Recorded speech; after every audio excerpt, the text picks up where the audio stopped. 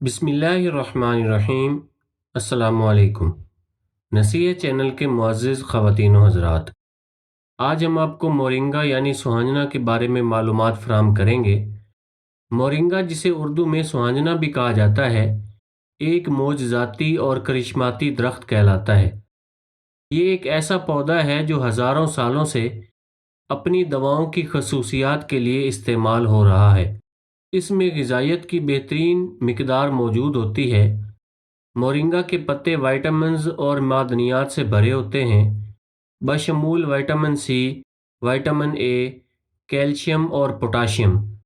Moringa یعنی سوہنجنا کے پتوں میں مالٹے سے 7 گنا زیادہ وائٹامن سی اور کیلے سے 15 گنا زیادہ پوٹاشیم ہوتا ہے۔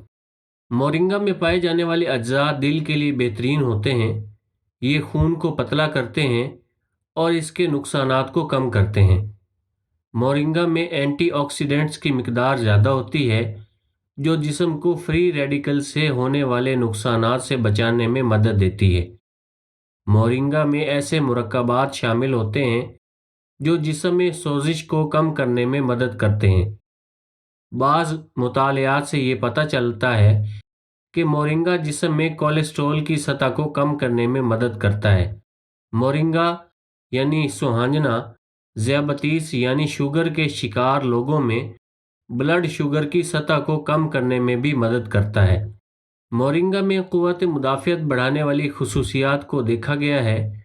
بعض ریسرچز سے پتہ چلتا ہے کہ مورنگا میں کینسر مخالف خصوصیات ہو سکتی ہیں۔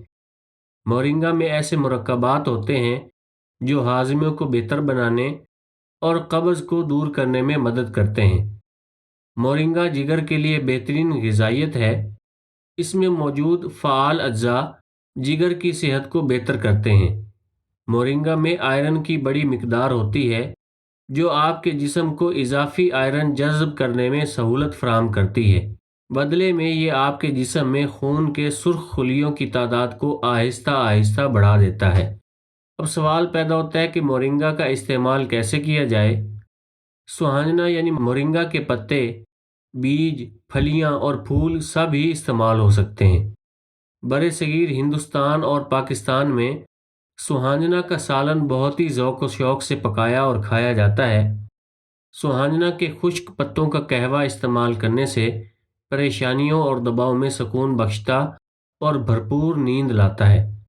مارکیٹ میں سوہنجنا یعنی مورنگا کیپسولز اور پاؤڈر کی شکل میں بھی دستیاب ہے۔